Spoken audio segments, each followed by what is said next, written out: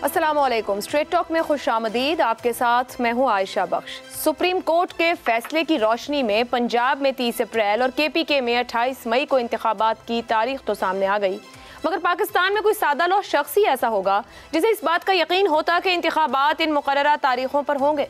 विफाकी वज़रा के बयानात, इदारों का बार बार का उज़्र, इलेक्शन कमीशन की रस्मी कार्रवाइयाँ, PTI के खदशात, सियासी अदम इस्तेहकाम, ये सब के सब हक़ाइक़ वाज़ेह तौर पर इंदिया दे रहे थे कि सूबाई इंतखाबात मुकर्ररा वक्त पर नहीं होंगे। अब गुज़िश्ता रोज़ इलेक्शन कमीशन ने 8 सफ़हात पर मुश्तमिल हुक्मनामे में इंतखाबात 8 अक्टूबर तक मुलतवी कर दिए हैं।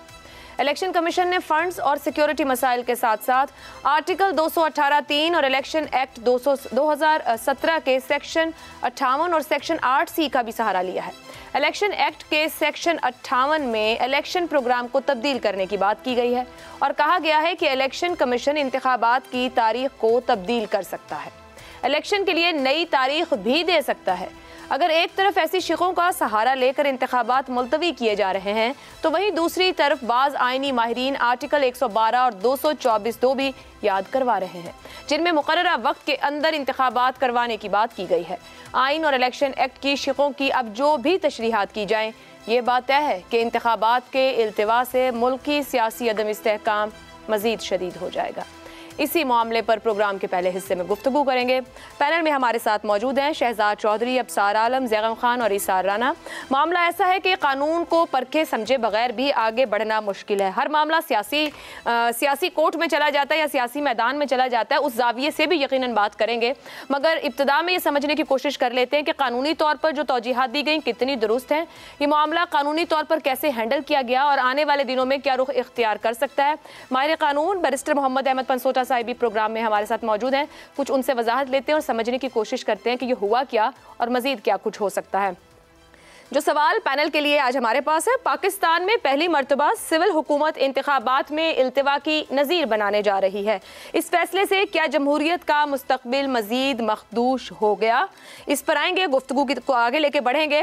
लेकिन पंसोटा साहब, मैं आगाज़ आपसे करना चाहूँगी और सबसे पहले आपसे यही जानना चाहूँगी, जो वजूहात दी गई हैं 30 अप्रैल से उठा के मामला 8 अक्टूबर तक ले जाने की, वो ठीक वजूहात हैं? एक सुप्रीम कोर्ट का फैसला मौजूद है, या वो वजूहात कोर्ट में खड़ी हो पाएंगी या ये तौहीन अदालत हुई है?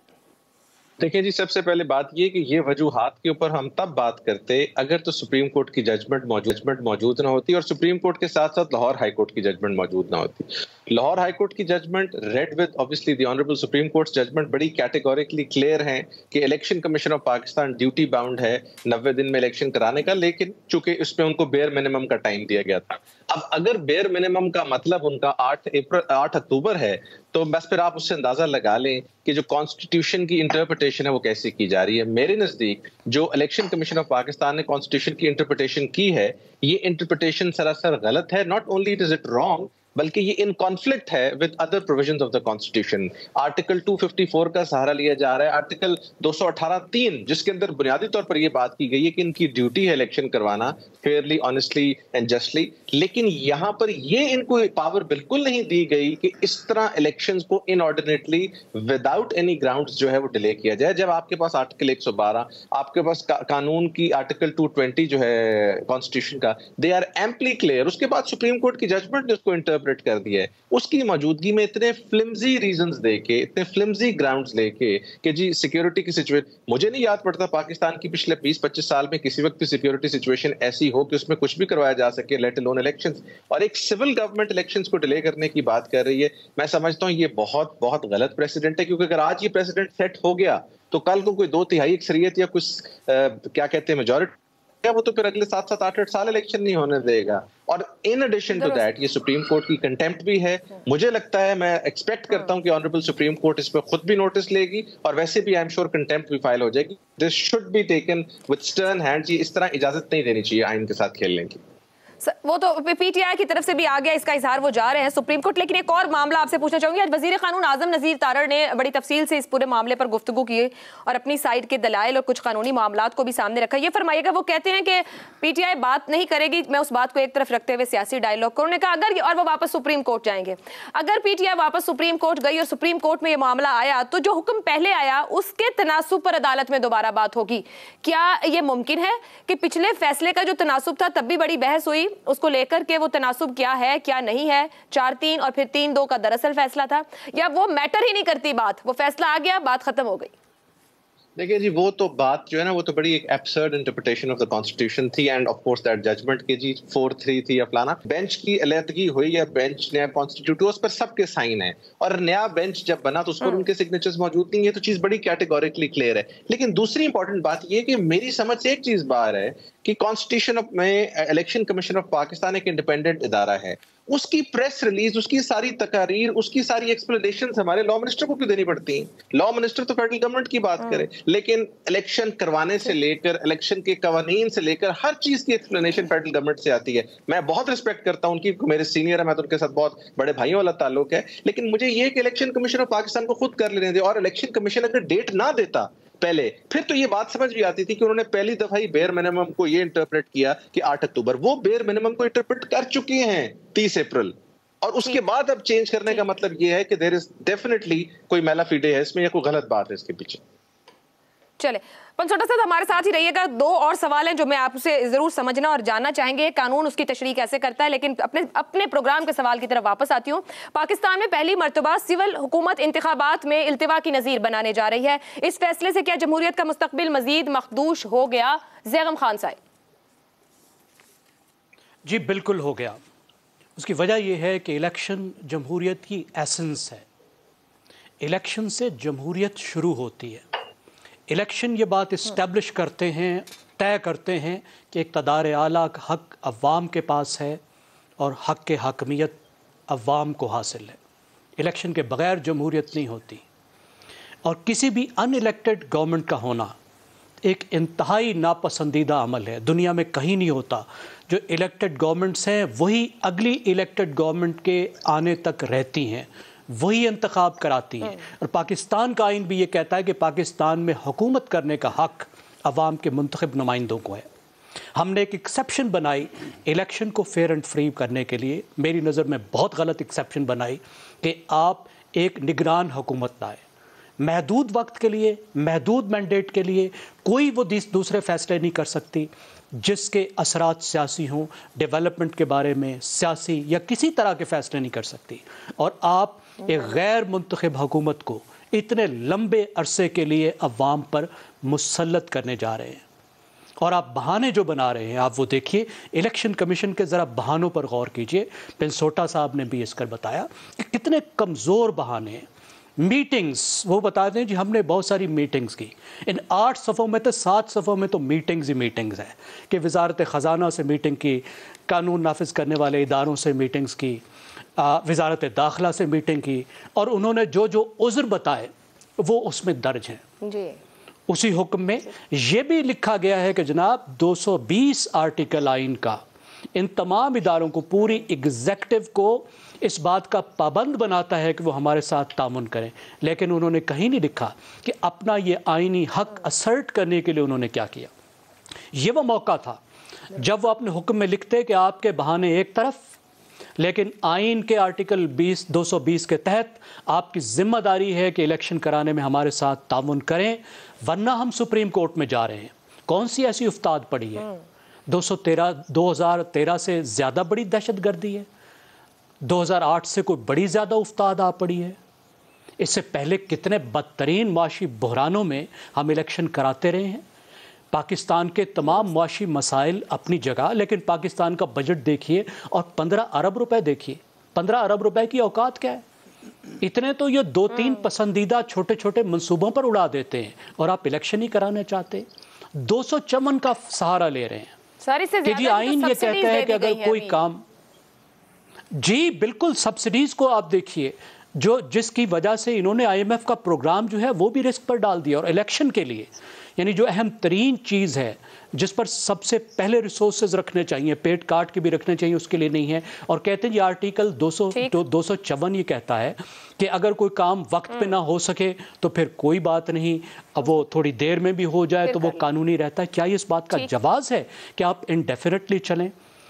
میرے خیال میں اس وقت جو سب سے بڑا پرابلم ہے وہ یہ ہے کہ سپریم کورٹ خود ایک ساکھ کے بحران سے گزر رہی ہے, اپنی غیر ضروری مداخلتوں کی وجہ سے متنازع ہو چکی ہے. ایگزیکٹو پر دباؤ ڈالنا اور اپنا حکم منوانا سپریم کورٹ کے لیے بھی بہت مشکل ہوگا. اور آخری بات یہ ہے جو دکھ کی بات ہے, مجھے ایسے لگتا ہے کہ مسلم لیگ نواز نے منہ دھو لیا ہے, اس کا تمام میک اپ اتر گیا ہے, اس کا ووٹ کو عزت دو کا میک اپ بھی اتر گیا ہے, آئین کا میک اپ بھی اتر گیا ہے, اور جمہوریت کا میک اپ بھی اتر گیا ہے, اور بہت پرانی مسلم لیگ ضیاء الحق صاحب کے ساتھ والی ہمیں واپس آتی نظر آ رہی ہے. سر جس بنیاد پہ کچھ کھڑا ہوتا ہے وہ چھپتا تھوڑی ہے نہ گم ہوتا ہے. ابصار صاحب میں آپ کی طرف آؤں گی. سر اور یہ جو تاریخ آگے کر دی گئی, سوال تو وہی ہے کہ جمہوریت کے ساتھ کھیلا گیا ہے, مستقبل کو خراب کیا گیا, ایک نیا پریسیڈنٹ سیٹ کرنے کی کوشش. ضروری ہے کہ اکتوبر میں حالات ان کے کنٹرول میں ہوں گے, یہ فنڈ کر سکیں گے الیکشن کے لیے, یہ سیکیورٹی کے حالات کنٹرول میں رکھ پائیں گے, یا پھر ایک بار کا ڈی ریل ہوا معاملہ شاید اس حکومت کے بھی ہاتھ میں نہ رہے اس کے بعد؟ دیکھیے جمہوریت کے ساتھ تو کھیل روزانہ کھیلا جا رہا ہے, کئی سالوں سے یہاں کھیلا جا رہا ہے, وہ کوئی نئی بات تو نہیں. آپ نے شروع میں اپنے انٹرو میں کہا کہ الیکشن کا جو التوا ہوا ہے اس سے سیاسی عدم استحکام میں اضافہ ہوگا. مطلب ابھی کتنا اور مزید اضافہ ہونا ہے سیاسی عدم استحکام میں جو پچھلے 1 سال سے 1.5 سال سے ہم دیکھ رہے ہیں. تو میرا خیال ہے سیاسی عدم استحکام جو اس ملک میں ہے اس کی وجہ الیکشنز کا ہونا یا نہ, اس وقت الیکشن کا ہونا یا نہ ہونا نہیں ہے, وہ نیتوں کا کھوٹ ہے. آپ دیکھیں کہ پچھلے سال خان صاحب نے کوشش کی, وزیر اعظم تھے, انہوں نے قومی اسمبلی کو ڈیزالو کرنے کی کوشش کی اور وہ کوشش ناکام ہوئی, اور سپریم کورٹ نے اس فیصلے کو غلط قرار دے دیا اور ان کے خلاف عدم اعتماد آئی, نئی حکومت آئی. اس کے بعد سے خان صاحب مسلسل یہ کوشش کر رہے ہیں کہ انتخابات میں جایا جائے, اور دوسری سائڈ کوشش کر رہی ہے انتخابات اپنے وقت پہ ہوں ابھی نہ ہوں. اس دوران 2 حکومتیں خان صاحب کی اپنی تھی, پنجاب کی اور کے پی کی. اب مجھے یہ سیاست, اب جو میں نے نیتوں کا کھوٹ کہا ہے نا, عدم استحکام کی بات کی ہے, اپنی حکومت کے پی میں, اپنی حکومت پنجاب میں وہ گرا دی, اسمبلیز ڈیزالو کر دی, اور اس لیے کہ وہاں نئے الیکشنز ہوں. نئے الیکشنز ہو کے تصور کریں کہ دوبارہ پی ٹی آئی کی حکومتیں آ جاتی ہیں دونوں صوبوں میں, تو کیا فرق پڑا اس ملک میں؟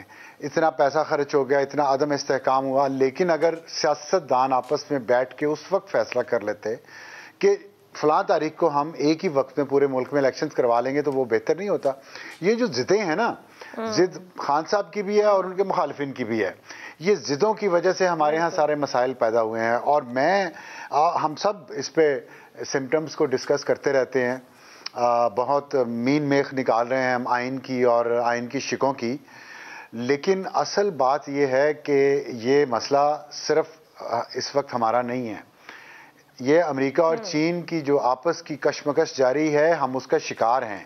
اور جس طرح مسلسل اب امریکہ کے کچھ لوگ پاکستان کے معاملات میں دخل اندازی کر رہے ہیں, بیانات دے رہے ہیں, اور آئی ایم ایف کے پروگرام کا جو انہوں نے ڈیلے ہونے کا ذکر کیا ہے نا, جی یہ عدم استحکام کی وجہ سے جو معاشی نقصان ہو رہا ہے نا پاکستان کو, اور جو آئی ایم ایف کا پروگرام بھی نہیں مل رہا, اس کے پیچھے یہ وجہ ہے کہ کس نے حکومت کرنی ہے اگلے 5 سال اس ملک میں؟ فوج نے کرنی ہے, پی ڈی ایم نے کرنی ہے, نون لیگ نے کرنی ہے, پی ٹی آئی نے کرنی ہے. جی بالکل, باہر والوں نے کرانی ہے, اور وہ کوشش کر رہے ہیں اپنے اپنے مہروں کو آگے لانے کی, اور ہم اس پہ پھنسے ہوئے ہیں, اس ملک کے عوام اور اس ملک کے شہری. لیکن بدقسمتی ہے, کیا کہہ سکتے ہیں, عدلیہ ہماری کی, جیسے زیغم صاحب نے بالکل کہا, عدلیہ کی کیا ساکھ رہ گئی ہے. سپریم کورٹ کے جج اتنے بڑے نام ہوتے ہیں, کبھی کسی سے کال کرتے پکڑے جاتے ہیں, کبھی کسی سے کال کرتے پکڑے جاتے ہیں. اسی گفتگو کو آگے لے کے چلتے ہیں. یہاں پر بات ہوگی پارلیمان کا اختیار بھی, اور کیا جو فیصلہ حکومت نے کیا ہے وہ توہین عدالت میں آیا, یا پھر یہ بھی بات ہوگی کہ اعلیٰ عدالت کے لیے بھی ایگزیکٹو پر دباؤ ڈالنا کتنا ممکن ہوگا نہیں. مگر اصل مسئلہ شہزاد صاحب یہ سیاسی بچوں کو بٹھانا ہے, جن کے نہ بیٹھنے کی وجہ سے الیکشن ہو تو بھی عدم استحکام, نہ ہو تو بھی عدم استحکام, کیونکہ دونوں جانب سے یہی بات کی جا رہی ہے کہ مزید عدم استحکام ہوگا اگر ہوئے اور اگر نہ ہوئے. تو سر یہ کر کیا رہے ہیں, یہ جو جمہوریت دان ہیں پارلیمان میں بیٹھتے ہیں, یہ کرنا کیا چاہ رہے ہیں؟ اچھا دیکھیں, ایک تو آپ کا سوال یہ کہ مخدوش ہو گیا ہے مستقبل جمہوریت کا پاکستان میں اس فیصلے سے, تو میں اس سے تو ایگری نہیں کرتا. یعنی جب بھی نکلے گا وہ آئینی ہی نکلے گا, وہ جمہوری ہی نکلے گا. یہ الیکشنز اکتوبر میں ہوں یا 2024 اکتوبر میں ہوں, یہ الیکشنوں کے تھرو ہی حل ہوگا. اس مسئلے کا حل صرف ایک ہے, اور وہ الیکشنز ہیں. وہ جب بھی ہوں, ڈیلے کر سکتے ہیں, دیر کر سکتے ہیں, جو مرضی چاہیں کر سکتے ہیں. اس کا حل الیکشن ہوگا, آئینی ہوگا, جمہوری ہوگا, اور وہی اصل میں ایک پائیدار حل ہوگا اس چیز کا. لیکن ہوا کیا ہے؟ ہوا یہ ہے کہ آج کے اس عمل کے بعد جو 3 یا 4 مثالیں ہم دیا کرتے تھے کہ کس طریقے سے پاکستان کی جمہوریت کو پیک اپ کر دیا گیا اور پاکستان کی جمہوریت پہ شب خون مارا گیا، آج ایک جمہوری اور سول حکومت نے اسی طرح کا ایک شب خون مارا ہے. اب صرف ان 3 فوجی ادوار کا ذکر نہیں ہوگا، 3 مارشلوں کا ذکر نہیں ہوگا، اب ایک جمہوری دور کا بھی ذکر ہوگا جس میں آئین کے ساتھ یہ کھلواڑ کیا گیا اور کھلواڑ کیا جا رہا ہے. مجھے نہیں معلوم جب سپریم کورٹ کے آگے جائیں گے تو کیا کس طرح کوالیفائی کریں گے، کس طرح جسٹیفائی کریں گے، کس طرح کہیں گے کہ پنجاب کی اور پختونخوا کی جو اسمبلیز ہیں یا وہ جو ان کی جو گورنمنٹس ہیں وہ لیگل ہیں. یہ کیا طریقہ اختیار کریں گے، وہ کون سی اختراع نئی کریٹ ہوگی ہمارے قانون کے اندر، ہمارے آئین کے اندر، جو کہ ان کو جسٹیفائی کرے گی، ان کے جو اقدامات ہیں ان کو جسٹیفائی کرے گی. پاکستان اس وقت اپنے آئینی حساب سے اور قانونی حساب سے جتنے بڑے ایک چیلنج سے دوچار ہے، اس کا ہم اندازہ نہیں کر سکتے. اس کے 2 رستے ہو سکتے ہیں، یا تو ایک کلیکٹیو وزڈم مل کے اس کا حل نکالے. مجھے بات کر لیں دیجیے گا پلیز، میں بہت لیٹ سے میری باری آئی ہے. یا تو اس کا کلیکٹیو وزڈم مل کے سب کے سب جو کلیکٹیو وزڈم کرنے والے، کلیکٹیو وزڈم جسے کہتے ہیں ملک کا، قوم کا، وہ اس کا حل نکالے، اور یا پھر یہ فیصلہ کر دیا جائے کہ آئین جو ہے اصل میں یہ کوئی 1 سال کے لیے ہم اس کو اوپر بلائے طاق رکھ رہے ہیں، اوپر رکھ رہے ہیں، آئین نہیں ہوگا، اس کا انجام کسی LFO کے نیچے رن کیا جائے گا، ایک لوکلی لیگل جو آرڈر ہوگا اس کے نیچے کیا جائے گا. اور اگر اس طرح کیا جائے گا تو پھر ہمیں ان کی کیا ضرورت ہے؟ پھر ہم وہ لوگ لائیں جو ایکسپرٹس ہیں ان چیزوں کے، جو کہ اکانومی کو ہینڈل کر سکتے ہیں، جو گورننس کے ایکسپرٹس ہیں، جو کہ لیڈرشپ پرووائڈ کر سکتے ہیں. اس معاملے 1 1.5 سال 2 سال ہو سکتا ہے ہم اپنے اس ملک کو واپس پٹڑی پہ لے آئیں، اس جمہوریت کو پٹڑی پہ لے آئیں. شاید ہم کلاسیں کرائیں ان سب جمہوریت دانوں کی اور ان تمام سیاست دانوں کی، اور ان کو سکھائیں کہ جمہوریت اور سیاست دنیا میں کیسے کی جاتی ہے اور آپ کو کیسے کرنی ہے. اصل میں وقت وہ آن پہنچا ہے کہ وہ لوگ اور وہ آوازیں کھڑی ہو جائیں جو کہیں کہ اصل میں اس ملک میں جمہوریت اور سیاست دانوں کو کام کرنا نہیں آتا. بدقسمتی ہماری ہوگی اگر ہمیں یہ. اور فائنل ایک اور بات کہہ دوں میں آپ کو، اصل میں جس چیز کی نیت خراب ہو، جس کی بنیاد ایک غلط نیت کی بنیاد پہ ہو. کیا تھی غلط نیت کی بنیاد؟ کس نے کہا تھا کہ آپ 2 اسمبلیاں ڈیزالو کریں؟ کہا تھا نا اس لیے کہ میں الیکشن کروانا چاہتا ہوں سینٹر میں، میں وزیر اعظم بننا چاہتا ہوں. اس وقت سب نے شور مچایا، انکلوڈنگ پیپل لائک اس، جنہوں نے کہا اس سے بڑا غلط قدم کوئی نہیں ہے. جب بھی آپ کسی سے معاہدہ کرتے ہیں، کسی جگہ جا کے ملنا چاہتے ہیں، ایک سوال، ایک بات ہمیشہ بات کی جاتی ہے، read the room and then پھر نیگوشیٹ کرو اس بات کو. جب آپ کو پتہ ہے کہ پورے کا پورا کمرہ میرے مخالف کھڑا ہے، میری بات نہیں مانی جائے گی، میری کھیل نہیں کھیلی جائے گی، یہ کھیل ہی کوئی اور کھیل رہے ہیں، تو پھر آپ اپنے ہاتھ کے پتے سارے ختم نہیں کر دیتے. یہ کمزوری آج PTI کو اور عمران خان کو ضرور ڈسے گی اور ان کے آڑے آئے گی. بڑے ویلڈ 2 پوائنٹس، کلیکٹیو وزڈم اور ریڈ دا روم، اس پر آؤں گی. لیکن پنسوٹا صاحب آپ سے کوئکلی، ابصار صاحب میں آپ کو لیتی ہوں بریک کے بعد. پنسوٹا صاحب سے کوئکلی 2-3 باتیں. ایک تو نگران حکومت کا اختیار سر کیا بنے گا؟ ایک مخصوص مدت کے لیے آئی، اکتوبر تک الیکشن چلا گیا ہے، اس کو ایڈریس کر دیجیے گا مجھے. اور دوسرا یہ کہ پارلیمان، اعلیٰ عدالت اور الیکشن کمیشن سب کے اپنے اپنے اختیارات اور قوانین کے اندر حصے موجود ہیں، مگر اس وقت ایک کھینچا تانی کی سی سچویشن ہے. الٹیمیٹلی کس کی سب کو سننی ہوگی؟ الٹیمیٹلی جو آربیٹر جو ہے under the constitution of Pakistan وہ تو سپریم کورٹ آف پاکستان ہے. چونکہ جب ان کا فیصلہ آ جائے تو آرٹیکل 189 کے تحت سب کے اوپر وہ بائنڈنگ ہے. ویسے کانسٹیٹیوشنل ڈیموکریسی میں جو ایک پارلیمنٹ ہے اس کی آف کورس سب سے زیادہ ویلیو ہوتی ہے. میں تو بہت دیر سے یہ بات کر رہا ہوں کہ اٹ از ویری انفارچونیٹ کہ ہماری تمام پولیٹیکل فورسز اپنی ہر چیز کہ ہم نے جی آج شیروانی کس رنگ کی پہننی ہے اس کے لیے بھی ان کو سپریم کورٹ سے رجوع کرنا پڑتا ہے، جس کی وجہ سے ان کی انڈیو انٹرفیرنس ہوگی over the period of time. یہ بڑا غلط پریسیڈنٹ ہے، لیکن یہ ساری چیزیں سیٹ نہیں کر سکتے تو ایونچولی پھر سپریم ڈیسیجن لے گی. سو میں سمجھتا ہوں کہ اس ساری کھینچا تانی میں جو نقصان ہو رہا ہے وہ پاور ایروڈ ہو رہی ہے پارلیمنٹ کی. پارلیمنٹیرینز ایک دوسرے کے ساتھ بیٹھ کے کسی طرح بھی بات کرنے کے لیے تیار نہیں ہے، جس کا نقصان پھر یہ ہوگا کہ obviously کوئی تھرڈ فورسز ڈیسائیڈ کریں گی، وہ چاہے سپریم کورٹ کی فارم میں ہو چاہے کوئی اور ہو، اینی تھرڈ پرسن، تو پھر آئین سے تو انحراف ہوگا. آئین کی جو بالادستی ہے اس کو جب الٹیمیٹلی انشور کرنا پڑے گا سپریم کورٹ آف پاکستان کو، وہ پارلیمنٹ کو پسند نہیں آئے گی. وہ کہیں گے نہیں اس طرح نہیں اس طرح. اب یہ 254 ٹائپ شکووں اور یہ جو باتیں آج کل ہو رہی ہیں یہ تو عامروں کے دور کی باتیں ہوتی ہیں. یہ کوئی ایک پارلیمنٹیرین اچھا نہیں لگتا الیکشن کو ایک دن بھی آگے کرتا ہے. اور جہاں تک کیئر ٹیکر سیٹ اپ کا آپ نے پوچھا اس کا کوئکلی میں جواب دے دوں. اس کی power day to day affair چلانے کے علاوہ کوئی پاور نہیں ہے. الیکشن کمیشن آف پاکستان کے وہ تابع ہوتا ہے. جو کیئر ٹیکر گورنمنٹ ہے وہ پالیسی میکنگ نہیں کر سکتی, وہ افتتاحات نہیں کر سکتی, اور اس قسم کی چیزیں وہ نہیں کر سکتی. اور اب اس کا جب ٹائم انکریز کرنا پڑے گا تو اس کے لیے بھی ایک نئی کانسٹیٹیوشنل ڈائلیما ہوگا, جو کہ پھر سپریم کورٹ کو ہی دیکھنا پڑے گا اگر ٹائم کسی نہ کسی طرح ایکسٹینڈ کرنا پڑے گا تو. ٹھیک ہے جی, گفتگو کو ہم آگے بڑھائیں گے بریک کے بعد. اور بیرسٹر محمد احمد پنسوٹا صاحب ہمارے ساتھ موجود تھے, ہمیں قانون کی روح سے سمجھانے کی کوشش کر رہے تھے کہ کیا ہوا اور آگے کیا ہونا ہے. ایک بریک لیتے ہیں, اسار رانا صاحب کی رائے رہتی ہے, اب اسار صاحب بھی کچھ کامنٹ کرنا چاہ رہے ہیں, وہ بریک کے بعد شامل کریں گے. پروگرام میں آپ کو ایک بار پھر خوش آمدید کہیں گے. بریک سے پہلے گفتگو ہو رہی تھی کہ پاکستان میں پہلی مرتبہ سول حکومت انتخابات میں التوا کی نظیر بنانے جا رہی ہے. اس فیصلے سے کیا جمہوریت کا مستقبل مزید مخدوش ہو گیا؟ شہزاد صاحب کی رائے تھی کہ نہیں, مگر جو کچھ ہو رہا ہے اس سے بہتر ہے کہ کوئی کلیکٹیو وزڈم کا استعمال کر لیا جائے, یا پھر 1.5-2 سال کے لیے جو سیاست ہے اس کا کوئی انداز بدل دیا جائے. اسار صاحب, کیا چیزیں سارٹڈ آؤٹ ہو سکتی ہیں یا کسی تھرڈ پرسن کو کرنا پڑیں گی؟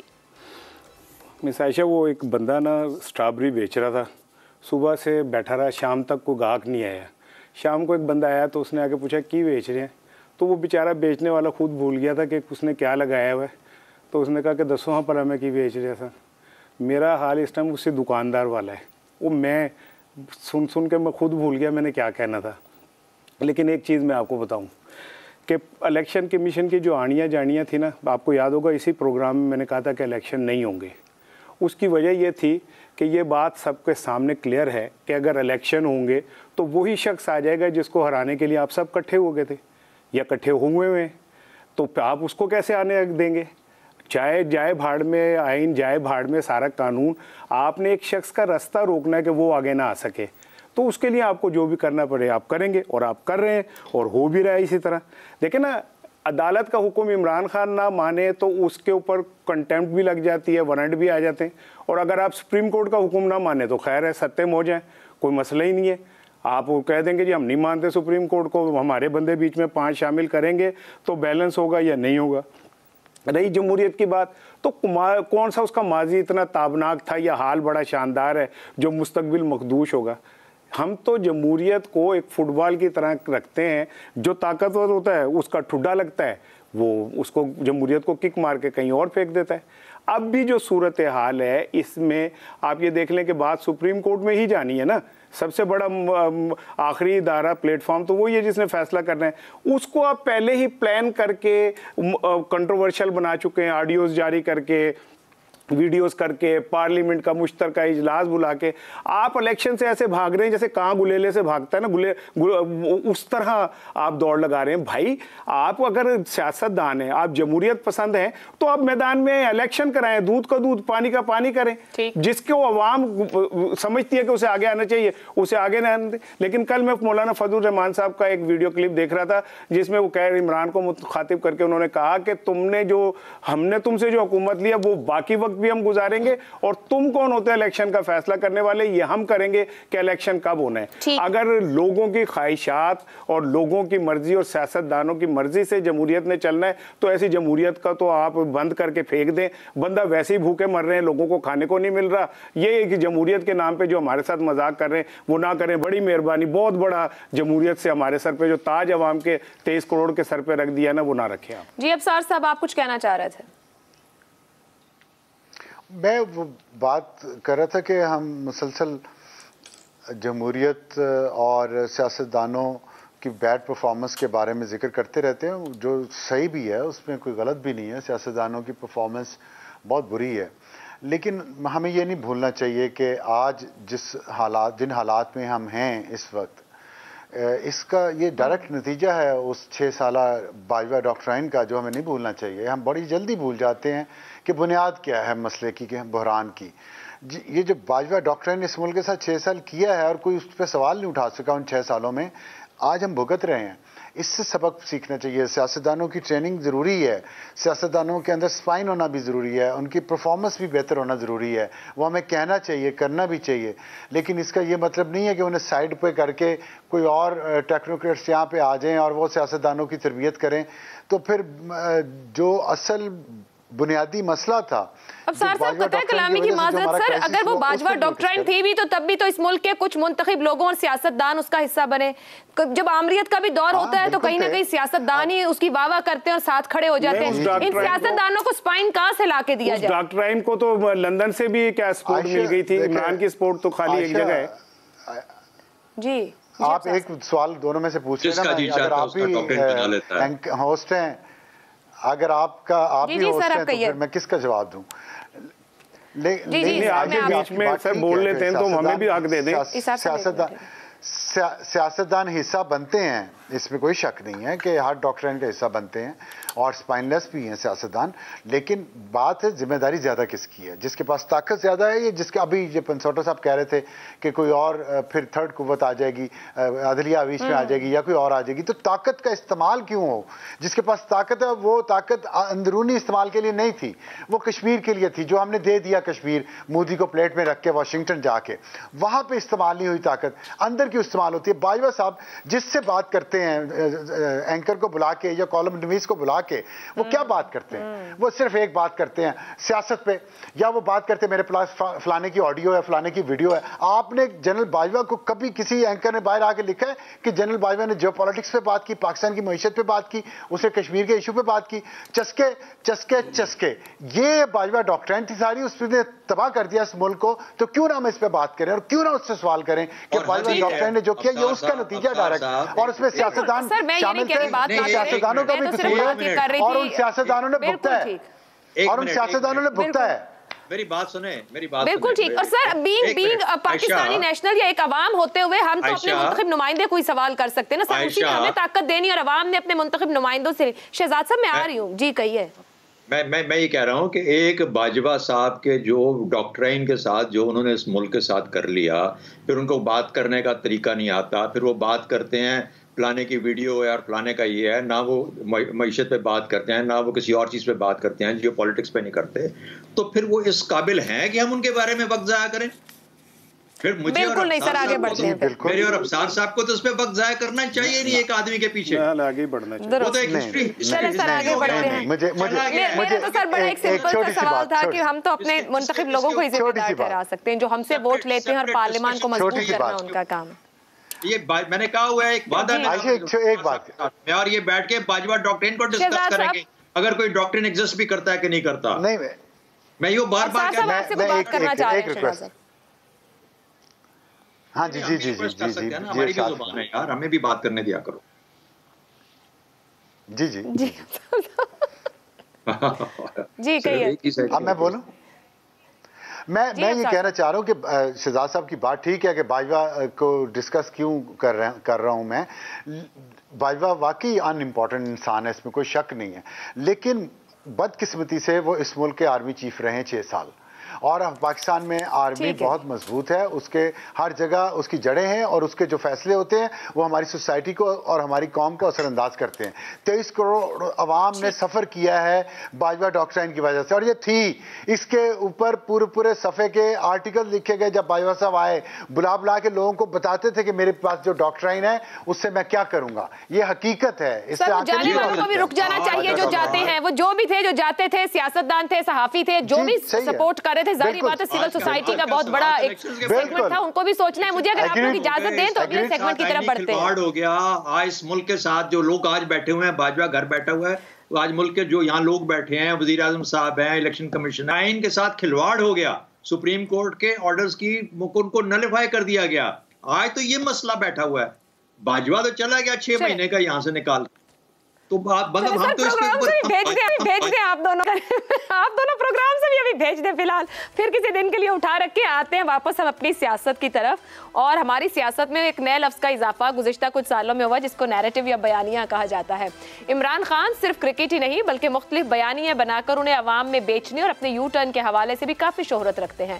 وہ دن کس کو یاد نہیں جب بھرے مجمع میں کاغذ لہرا کر امریکہ پر براہ راست اپنی حکومت گرانے کا بھونڈا الزام لگایا. سول اور عسکری قیادت نے بار بار تردید کی، مگر عمران خان نے 10 ماہ تک اس بیانیے کو ایسا پیٹا کہ عوام یقین کرنے لگے، مگر پھر خان صاحب کو سمجھ آئی کہ شاید اب سیاست ایسے نہیں چلے گی، تو ہنڈیا بیچ چوراہے پھوٹی اور برطانوی ٹی وی کو انٹرویو دیتے ہوئے عمران خان نے کہا کہ امریکی سازش کا معاملہ ختم ہو چکا، نئے شواہد کے مطابق امریکہ نے انہیں نہیں ہٹایا بلکہ یہ سازش ملک کے اندر سے ہوئی ہے۔ پھر آصف زرداری اور محسن نقوی سے ہوتے ہوئے یہ الزام جنرل ریٹائرڈ باجوہ پر لگا دیا، جنہیں وہ نہ صرف سب سے زیادہ جمہوریت پسند جنرل کہتے تھے بلکہ انہیں ایک اور ایکسٹینشن بھی آفر کر چکے تھے، جسے ڈونلڈ بلوم پر سازش کا الزام لگایا، اسی سے ملاقاتیں کی۔ آج تک امریکی محکمہ خارجہ عمران خان کے اس وقت کے بیانات کی تردید کرتا آ رہا ہے۔ گزشتہ چند روز سے تحریک انصاف بین الاقوامی ڈپلومیٹس کے ساتھ ملاقاتیں کرتی نظر آ رہی ہے۔ آج کی تازہ خبر یہ ہے کہ پاکستان تحریک انصاف نے امریکہ سے تعلقات بہتر کرنے کے لیے ایک 6 ماہ پہلے لابنگ فرم ہائر کی گئی تھی، اور ایک ابھی ایک اور لابنگ فرم ہائر کی گئی ہے، اور وہ بھی 6 ماہ کے لیے ہائر کی گئی ہے۔ اسے 8,000 سے زیادہ ماہانہ ڈالر جو ہیں وہ دیے جائیں گے۔ گزشتہ سال اگست میں بھی پی ٹی آئی نے ایک لابنگ فرم کی خدمات لی تھی، انکشاف ہوا تھا، اس حوالے سے تنقید کرتے ہوئے سابق سفیر حسین حقانی نے یہ کہا تھا کہ اندرون ملک بیانیہ ہے کہ امریکہ سے حقیقی آزادی چاہیے، ادھر امریکہ میں لابسٹ کو ڈالرز میں ادائیگیاں جاری ہیں۔ سینیٹر شہری رحمان کہتی ہیں کہ پاکستان کے امریکہ سے تعلقات داؤ پر لگا کر یہ اپنی تشہیر کے لیے مسلسل لابنگ کمپنی سے خدمات لے رہے ہیں۔ عمران خان کو اس حوالے سے قوم کو وضاحت پیش کرنا ہوگی۔ اسی معاملے پر پینل کے لیے سوال ہے اس طرح سے: بیرونی سازش کا بیانیہ اب امریکی لابیز کی خدمات، کیا پاکستان تحریک انصاف عمران خان کے امریکی سازش کے بیانیے کا بوجھ اٹھانے میں ناکام رہی ہے؟ زیغم خان صاحب۔ سب سے پہلی بات تو عمران خان کے بیانیے کی طاقت کی آپ نے بات کی۔ میں یہ کہوں گا کہ عمران خان دنیا کے بڑے بیانیہ باز سیاستدانوں میں سے ایک ہیں، کیونکہ جو اس وقت ٹاپ پاپولسٹ لیڈرز ہیں ان میں سے ایک ہیں، اور وہ ایک کمال کے ڈیموگاگ ہیں۔ یہ جو انہوں نے امریکی سازش کا بیانیہ بنایا، کیا خوب بیانیہ بنایا، لیکن میرے خیال میں یہاں پہ ہمارے جو ہمارے دیکھنے والے بیانیے کا مطلب نہیں سمجھتے، میں جلدی سے سمجھا دوں۔ بیانیے کا مطلب ہوتا ہے کہانی، ایک ایسی کہانی جس کو استعمال کر کے بہت سے واقعات کو ایکسپلین کیا جا سکے، جس میں واقعات چھپ جائیں، اس کے اندر گم ہو جائیں، اور آپ ہر واقعے کو لے جا کے اس کے ذریعے سے بیان کر سکیں کہ یہ تمام واقعات اس کہانی کی وجہ سے ہو رہے ہیں۔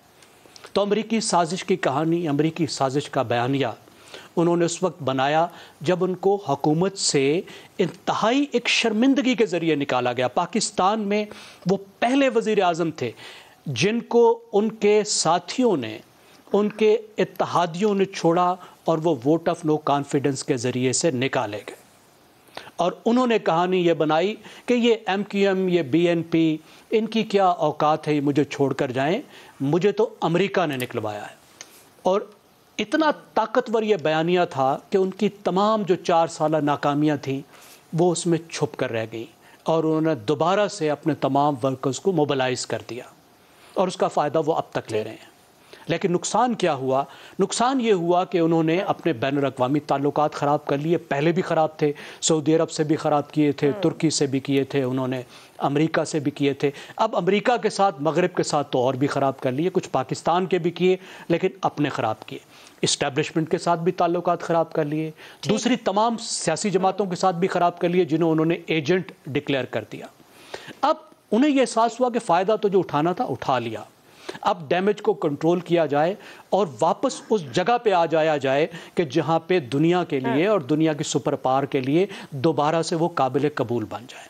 اب آپ دیکھیے کہ ان کا تمام تر زور امریکہ کو منانے پر ہے، اور تمام تر ملبہ انہوں نے پاکستان کے اندر اسٹیبلشمنٹ پہ ڈال دیا ہے۔ اب وہ یہ کہہ رہے ہیں کہ سارا قصور اسٹیبلشمنٹ کا تھا، امریکہ تو بیچارہ معصوم تھا، باجوہ نے جا کے امریکہ کو بے وقوف بنایا اور اس کو میرے بارے میں غلط سلط باتیں کی۔ امریکہ کا کوئی قصور نہیں ہے، اس لیے انہوں نے لابیسٹ کی خدمات لی ہیں، اور یہ لابیسٹ میرے خیال میں بہت اچھا کام کر رہے ہیں۔ لابنگ میں کوئی غلط بات نہیں، تمام پارٹیز کرتی ہیں، ملک کرتے ہیں، لیکن ان کی لابنگ سکسیسفل ہوتی نظر آ رہی ہے۔ آپ دیکھیے زلمے خلیل زاد، آپ ان کے جو بیانات نظر آ رہے ہیں، امریکہ کے جو وہاں کے سینیٹرز بیانات دے رہے ہیں، میرا خیال ہے۔ لیکن میں آخری بات مجھے اجازت دیجیے، وہ یہ ہے کہ ایک کام جو ان کی لابنگ کے نتیجے میں ہو رہا ہے، جو وہ بین الاقوامی اداروں کو اور بین الاقوامی حکومتوں کو پاکستان کے معاملات کے بارے میں، پاکستان میں انسانی حقوق کے بارے میں بتا رہے ہیں، اور جس طرح سے پاکستان کے اسٹیبلشمنٹ کے خلاف بیانیہ